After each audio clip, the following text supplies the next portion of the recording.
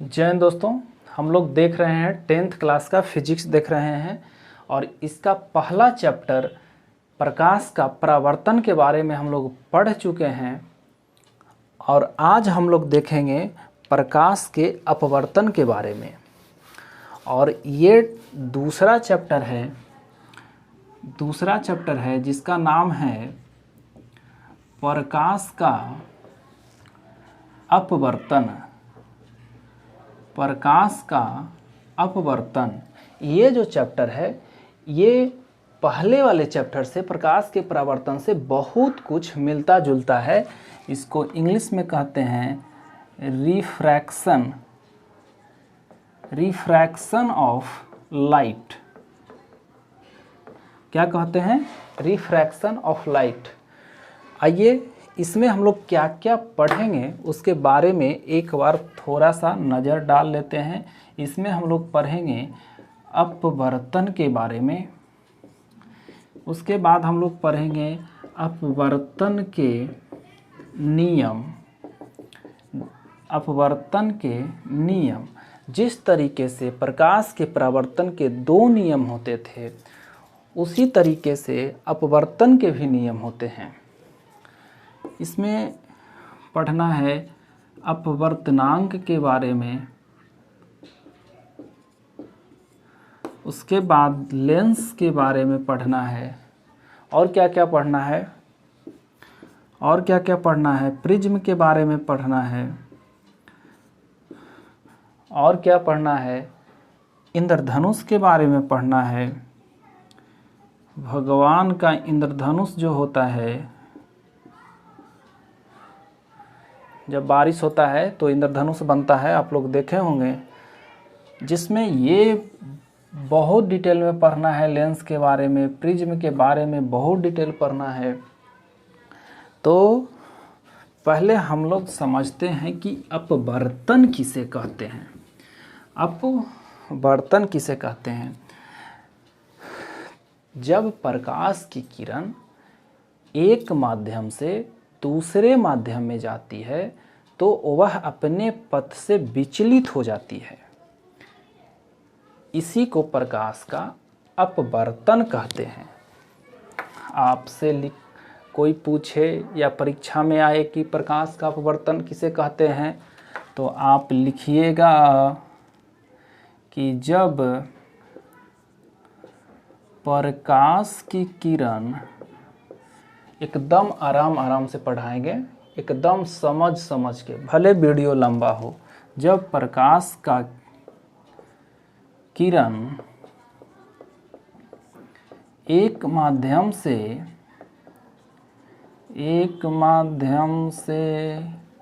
दूसरे माध्यम में जाती है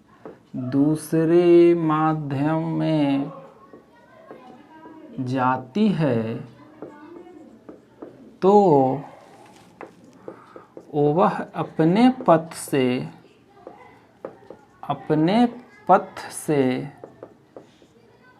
विचलित हो जाती है।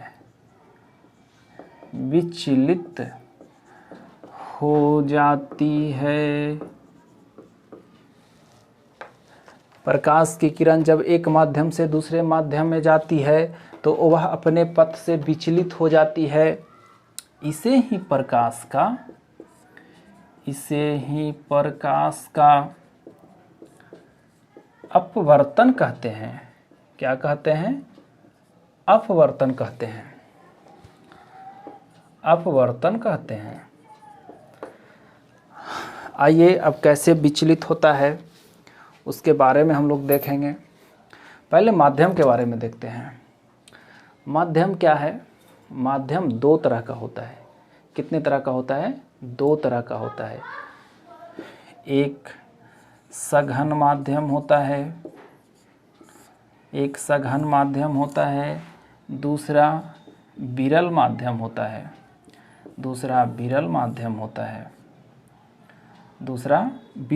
होता है।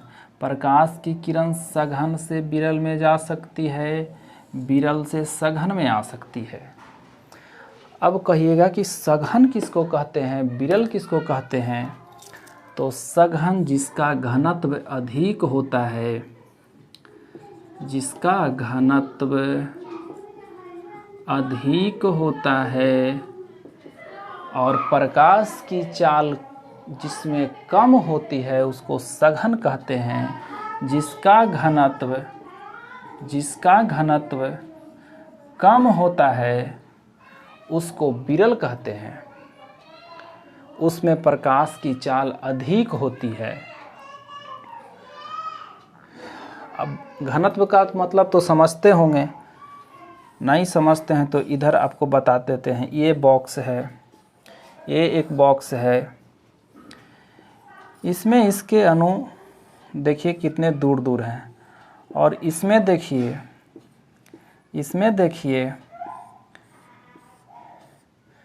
मच्छरदानी की तरह एकदम गूंथा हुआ है। तो किसका घनत्व अधिक है? इसका अधिक है। इसमें प्रकाश की चाल कम जाएगी, इसमें प्रकाश की चाल अधिक होगी। आप घनत्व समझ गए होंगे। तो आप हमें बताइए कि कांच है और इधर हवा है, तो किसका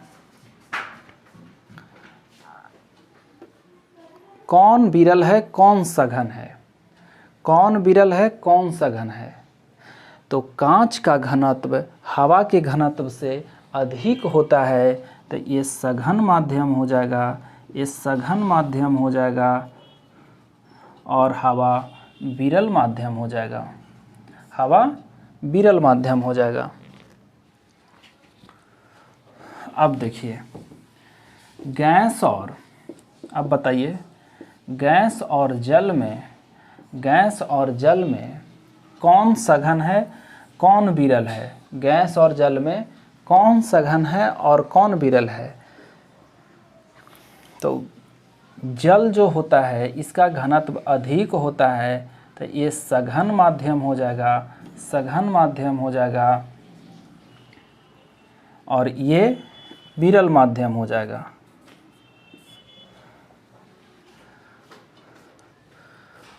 उसी तरीके से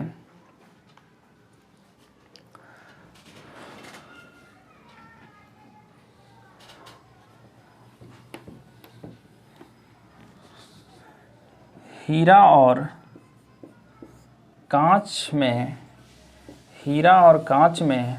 कौन सघन होगा कौन विरल होगा? हीरा और कांच में कौन सघन होगा कौन विरल होगा?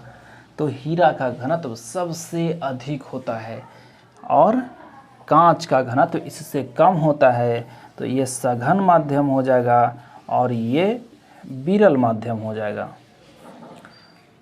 अब तो आप समझ गए होंगे कि माध्यम जो दो तरह का होता है, किसको सघन कहेंगे, किसको विरल कहेंगे। अब हम माध्यम बनाते हैं। अब हम लोग माध्यम बनाएंगे। अब देखिए माध्यम, ये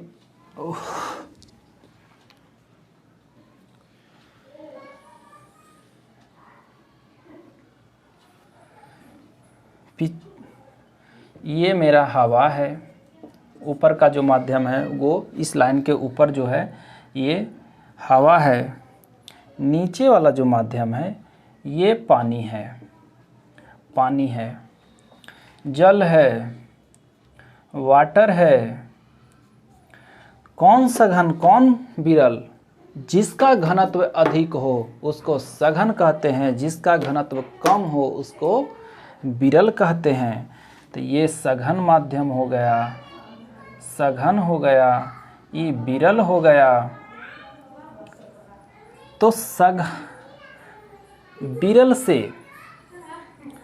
विरल से प्रकाश की किरण सघन में प्रवेश करेगी, तो इसको इस तरीके से निकल जाना चाहिए था सामने की ओर, लेकिन नहीं। जैसे ही विरल से सघन में प्रवेश करती है तो प्रकाश की किरण मुड़ जाती है। इसी मुड़ने की घटना को इसी मुड़ने की घटना को प्रकाश का अपवर्तन कहते हैं। देखिए, ये इसका पथ था, रास्ता था, अपने रास्ते पे गुजर जाना चाहिए था, लेकिन अपने रास्ते से विचलित हो गई है, थोड़ा सा विचलित हो गई है ना। तो जिस तरीके से हम लोग प्रकाश के परावर्तन में जो किरण आता था उसको आपतित किरण कहते थे, आपतित किरण कहते थे, उसी तरीके से इसमें भी इसको आपतित किरण कहेंगे। हम लोग क्या पढ़े थे पहले चैप्टर में? पहले चैप्टर में पढ़े थे कि ये कोई परावर्तक सतह है और प्रकाश की किरण आ रही है तो आने वाली किरण को आपतित किरण कहते थे। उसी तरह से इसमें भी आने वाली किरण को आपतित किरण कहेंगे, और जो लौट करके चला जाता था उसको परावर्तित किरण कहते थे। लेकिन यहाँ पे माध्यम चेंज कर गया। यहाँ पे इसके नीचे जल है, इसके नीचे वाटर है, क्या है? पानी है। तो ये प्रकाश की किरण जो आएगा अपने पथ पे ना जा करके अभिलंब से थोड़ा अभिलंब की ओर मुड़ जाएगा, अभिलंब की ओर विचलित हो जाएगा। इसे तो ही प्रकाश का अपवर्तन कहते हैं। तो इसको कहेंगे आपतित किरण, आपतित किरण, और विचलित होने के बाद इसको अपवर्तित किरण कहेंगे। अपवर्तित किरण कहेंगे। और इसी को प्यार से निर्गत किरण भी कहते हैं। प्यार से क्या कहते हैं? निर्गत किरण भी कह सकते हैं। और ये जो अभिलंब होता है और अभिलंब के साथ जो आपतित किरण कोण बनाती है उसको आपतन कोण कहते हैं, उसको आपतन कोण कहते हैं। क्या कहते हैं? आपतन कोण आई। और अभिलंब के साथ अपवर्तित किरण जो कोण बनाती है उसको अपवर्तित कोण कहते हैं। क्या कहते हैं? अपवर्तित कोण कहते हैं। इसको आर कहेंगे। और इस पॉइंट को अपवर्तित बिंदु कहते हैं। ये दोनों में रिलेशन होता है, आगे हम रिलेशन देखेंगे। तो इसको मिटा देते हैं, इसका कोई काम नहीं है।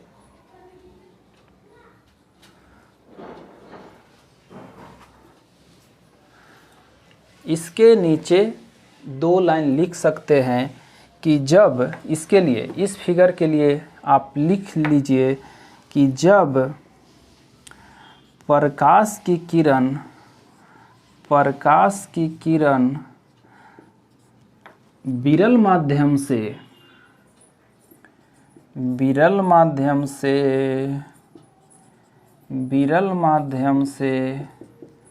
सघन माध्यम में जाती है तो अभिलंब की ओर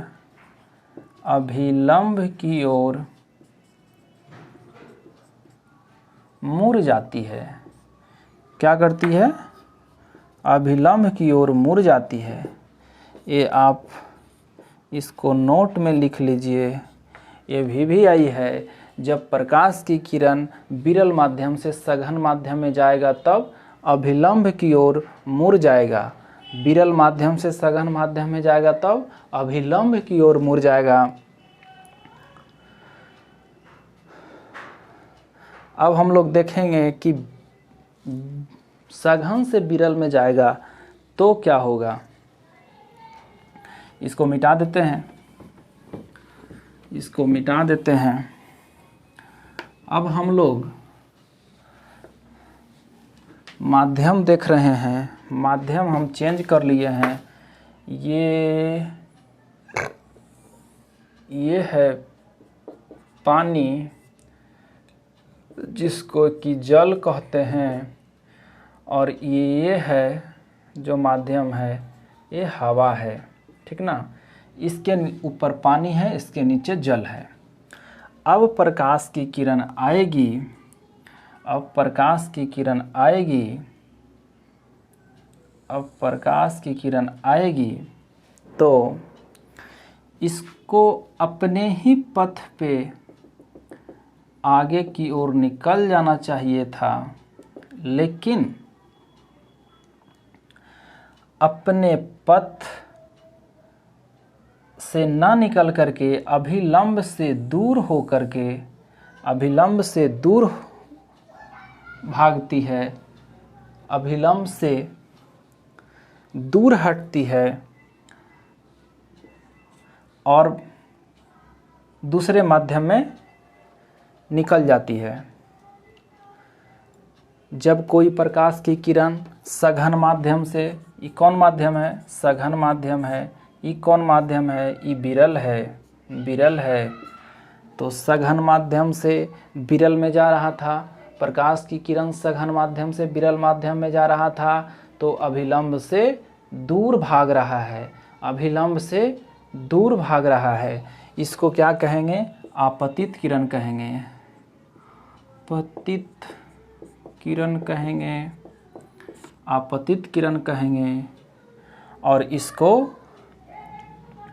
अपवर्तित किरण कहेंगे, अपवर्तित किरण कहेंगे। और प्यार से निर्गत किरण भी बोलते हैं, इसको निर्गत किरण भी बोलते हैं, क्योंकि दूसरे माध्यम में निकल करके चलती है। कोई दिक्कत? और इसके साथ जो कोण बनाएगा थीटा, पिछले में आई माने थे तो आई ही लिखते हैं, ये कोण आर है, तो ये दोनों कोण में एक रिलेशन होता है। वो आगे हम देखेंगे क्या रिलेशन होता है। आपको बता दें कि रिलेशन क्या होता है कि कोण आई बराबर कोण आर होता है।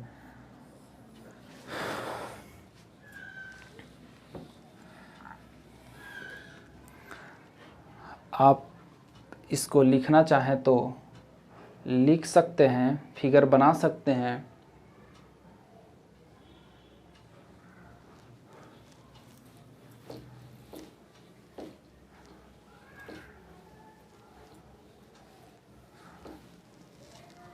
अब हम लोग देखेंगे कि प्रकाश के अपवर्तन के कारण जो घटना घटता है, प्रकाश के अपवर्तन से होने वाली घटनाएं, प्रकाश के अपवर्तन से कौन कौन सी घटना होती है, उसके बारे में हम लोग देखेंगे। उसके बारे में हम लोग देखेंगे। तारों का टिमटिमाना, तारों का टिमटिमाना। देखिए, तारा जो होता है बहुत दूर होता है, और हमारी आँख कहाँ होता है? पृथ्वी पर। हमसे लाखों किलोमीटर दूर होता है, और कई माध्यम से हो करके क्षोभ मंडल, आयन मंडल, समताप मंडल, बही मंडल, कितना सबका माध्यम अलग अलग होगा। तो उतने जब माध्यम से तारा को देखते हैं तो टिमटिमाता हुआ दिखाई देता है। उसके बाद पानी में रखा हुआ सिक्का ऊपर उठा हुआ प्रतीत होता है, ऊपर उठा हुआ प्रतीत होता है। देखे हैं, पानी में सिक्का को रख दीजिएगा। एक गिलास, ये मान लीजिए कि ये गिलास है, ठीक ना, और इसमें जल भरा हुआ है, पानी भरा हुआ है, और इसमें सिक्का को आप रखे हुए हैं। तो आपको सिक्का देखिएगा, यहाँ से अगर कोई आदमी देखेगा यहाँ से, तो इसको सिक्का यहाँ दिखाई देगा, ऊपर दिखाई देता है। ये क्यों दिखाई देता है? प्रकाश के अपवर्तन के कारण। किसके कारण? प्रकाश के अपवर्तन के कारण।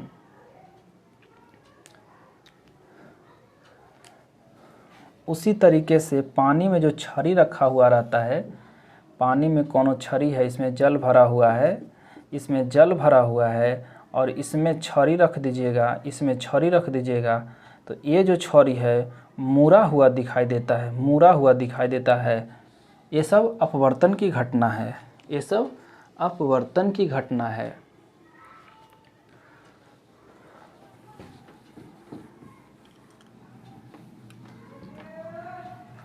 और भी घटनाएं हैं इसमें, बहुत सारी घटनाएं हैं। जैसे सूरज उगने के पहले, सूरज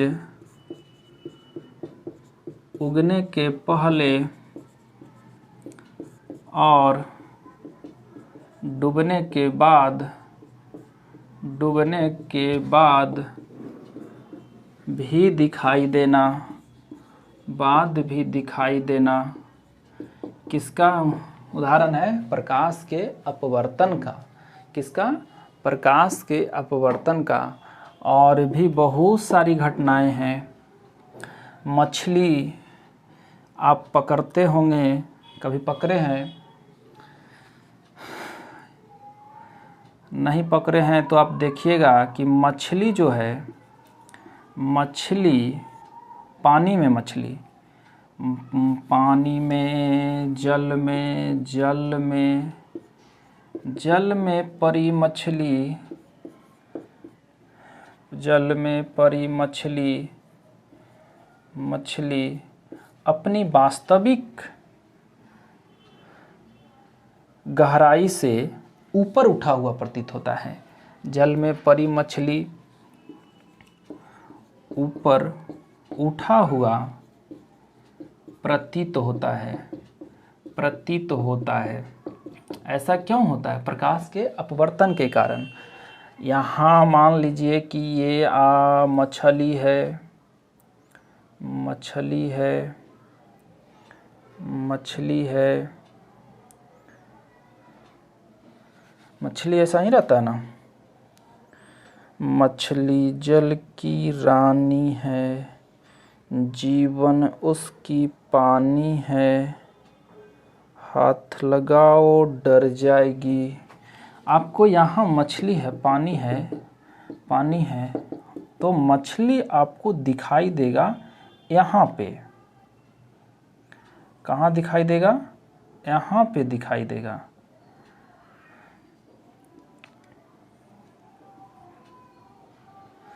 तो हाथ यहाँ लगाइएगा, यहाँ लगाइएगा तो मिलेगा नहीं, हाथ को आपको इस ओर मारना पड़ेगा। तो ये सब इसका एग्जाम्पल है, आप इसको याद रखिए। एग्जाम्पल हमेशा पूछता है।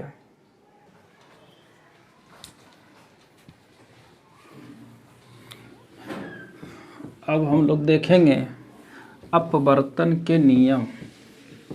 क्या देखेंगे? अपवर्तन के नियम। परीक्षा में आपसे पूछेगा कि अपवर्तन के नियम को लिखें, अपवर्तन के नियम को लिखें। तो अपवर्तन के कितने नियम होते हैं? प्रकाश के अपवर्तन के नियम को लिखें। ये क्वेश्चन रहेगा आपके सामने।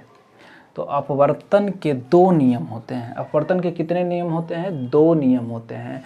अपवर्तन के आप लिखिएगा कि अपवर्तन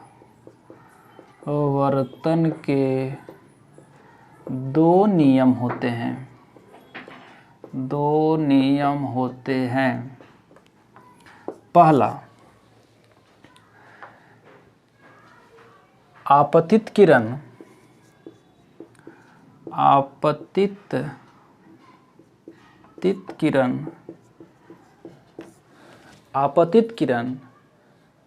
और अपवर्तित किरण और आपतन बिंदु पर डाला गया अभिलंब तीनों एक ही समतल में होते हैं।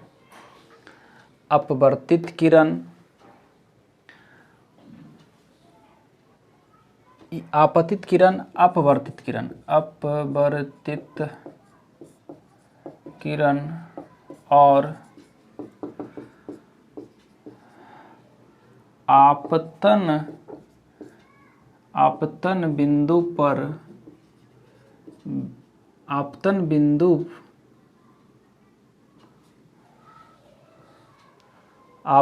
बिंदु पर डाले गए अभिलंब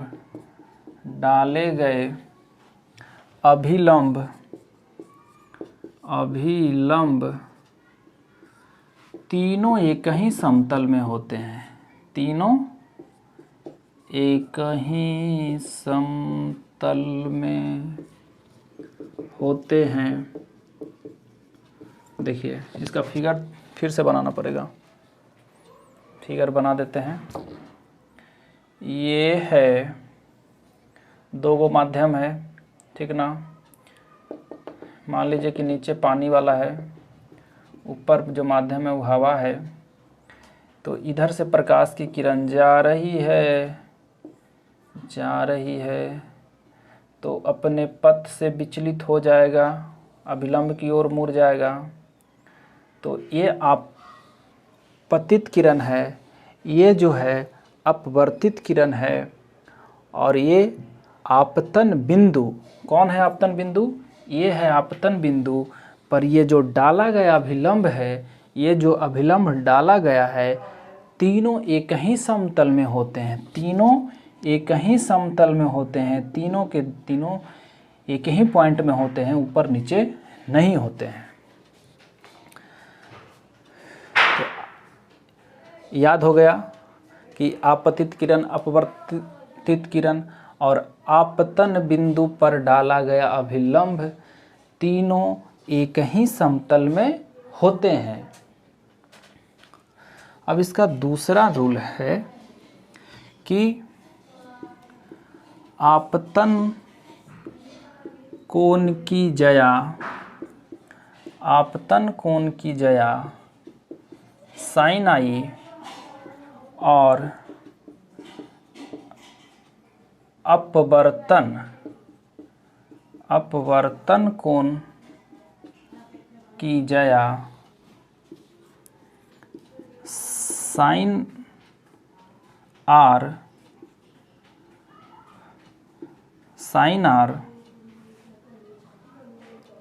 का अनुपात एक स्थिरांक होता है। एक स्थिरांक होता है।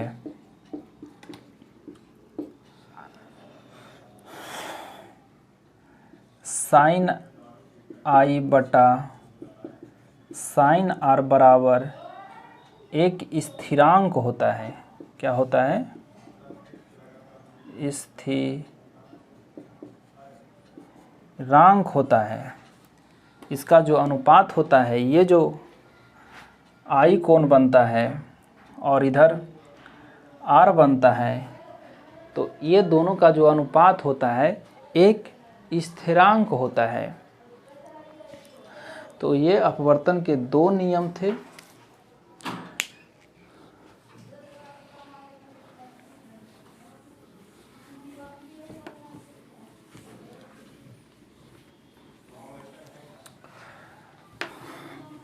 अब हम लोग देखेंगे अपवर्तनांक। क्या देखेंगे? अपवर्तनांक। अब हम लोग देखेंगे अपवर्तनांक। अपवर्तनांक किसे कहते हैं? अपवर्तनांक जो होता है निर्वात में प्रकाश की चाल और उस माध्यम में प्रकाश की चाल को के अनुपात को अपवर्तनांक कहते हैं। निर्वात में प्रकाश की चाल बटा उस माध्यम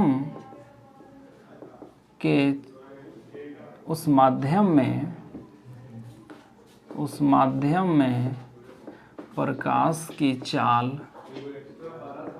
प्रकाश की चाल के अनुपात को अपवर्तनांक कहते हैं। क्या कहते हैं?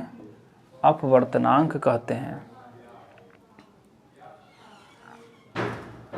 अब आपसे कोई इसका परिभाषा पूछे तो या एग्जाम में आ जाए तो क्या लिखिएगा? इसको लिखिएगा कि शून्य में ऐसे लिख लीजिए, अपवर्तनांक का परिभाषा लिख लीजिए। शून्य में प्रकाश की चाल, शून्य में प्रकाश की चाल, शून्य में प्रकाश की चाल, शून्य में मतलब निर्वात में, निर्वात को शून्य भी बोला जाता है, निर्वात को शून्य भी बोला जाता है, ठीक ना। तो शून्य में प्रकाश की चाल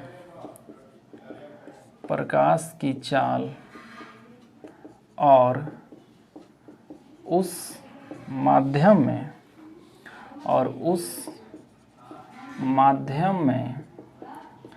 प्रकाश की चाल को, उस माध्यम में प्रकाश की चाल के अनुपात को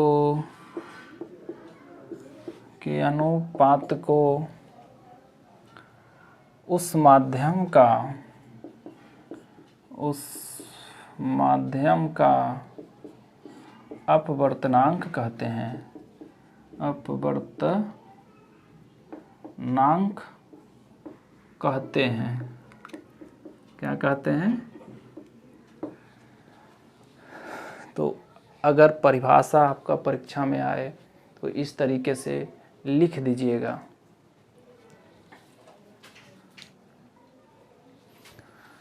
अब मान लीजिए कि कांच का अपवर्तनांक निकालना है। कांच का अपवर्तनांक निकालें। ये आपके सामने क्वेश्चन रहेगा, ये क्वेश्चन है, तो आप कैसे निकालिएगा? तो इस फार्मूला पे बैठाइएगा कि कांच का अपवर्तनांक बराबर निर्वात में प्रकाश की चाल, निर्वात में प्रकाश की चाल, निर्वात में प्रकाश की चाल बटा उस माध्यम में प्रकाश की चाल। तो उस माध्यम में, माध्यम कौन है? कांच है। तो कांच में प्रकाश की चाल, तो आपको पिछले चैप्टर में हमने बताया था कि निर्वात में प्रकाश की चाल कितना होता है? 3 लाख किलोमीटर प्रति घंटा होता है। और कांच में प्रकाश की चाल कितना होता है? कितना होता है 2 लाख किलोमीटर प्रति घंटा होता है। ठीक है, 0 1 गाय दाएँ सैकड़े हज़ार 10,000 लाख। ठीक है, तो ये 5 0 से 5 0 कट जाएगा, कितना बचेगा 3/2 और इसको भागा देंगे तो 1.5 तो कांच का अपवर्तनांक कितना निकला 1.5। इसी तरीके से आपको पूछ सकता है और भी सारा क्वेश्चन।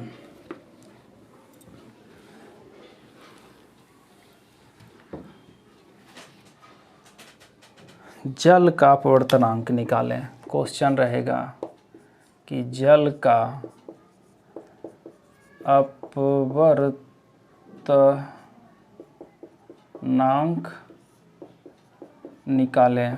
जल का अपवर्तनांक निकालें तो फार्मूला बेस काम करना शुरू कर देंगे। जल का अपवर्तनांक बराबर निर्वात में प्रकाश की चाल, निर्वात में प्रकाश की चाल बट्टा जल में प्रकाश की चाल, जल में प्रकाश की चाल।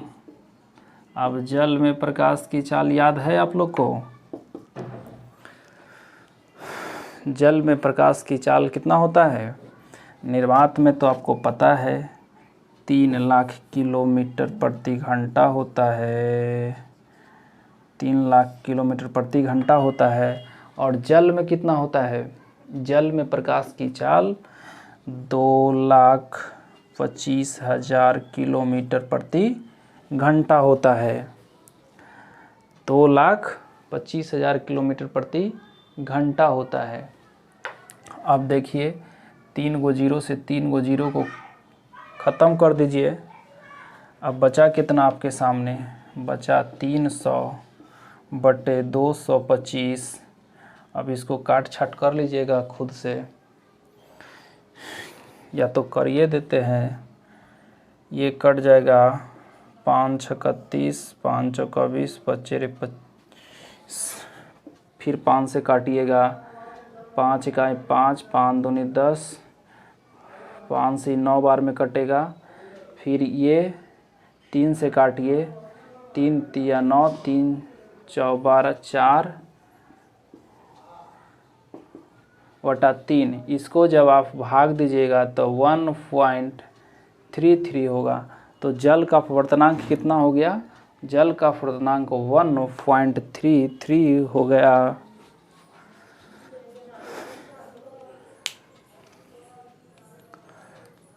आइए एक बेजोड़ क्वेश्चन देखते हैं।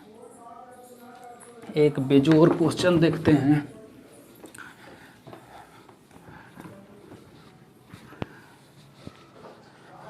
हीरे का अपवर्तनांक, हीरे का अपवर्तनांक,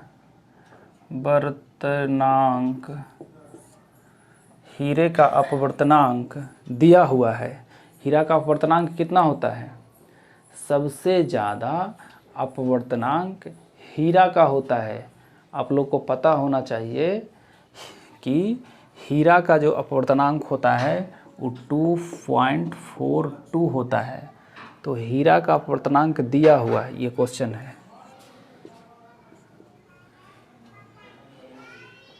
हीरे का अपवर्तनांक 2.42 दिया हुआ है। हीरे का अपवर्तनांक 2.42 है। तो हीरे का प्रकाश में चाल, प्रकाश में चाल ज्ञात करें, ज्ञात करें। क्या ये खुद से बना लीजिएगा। देखिए इसको फार्मूला बेस बनाएंगे, लिखेंगे हीरे का अपवर्तनांक बराबर हीरे का अपवर्तनांक बराबर निर्वात में प्रकाश की चाल, निर्वात में प्रकाश की चाल, निर्वात में प्रकाश की चाल बटा नीचे में क्या लिखते हैं, हीरे में प्रकाश की चाल, हीरे में प्रकाश की चाल। अब देखिए ये आपको दिया हुआ है, कितना दिया हुआ है 2.42 और निर्वात में प्रकाश की चाल हम जानते हैं 3000 किलोमीटर प्रति घंटा होता है, और हीरा में प्रकाश की चाल हमको मालूम नहीं है, ज्ञात करना है, इसको x मान लेते हैं। तो क्या इसको गुना कर देंगे तो ये उधर चला जाएगा,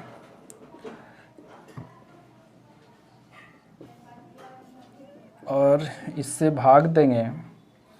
जब दशमलव को हटाइएगा तो 2 जीरो और ऊपर चला जाएगा, 2 जीरो और ऊपर चला जाएगा, दशमलव को हटाइएगा तो। अब इसको हल कीजिएगा, इसको भाग दीजिएगा, जो भागफल आएगा वहीं हीरा में प्रकाश की चाल होगा, डायमंड में प्रकाश का चाल होगा। तो फिर मिलते हैं अगले वीडियो में। यहाँ तक नहीं समझ में आया होगा तो कमेंट ज़रूर कीजिएगा कमेंट बॉक्स में।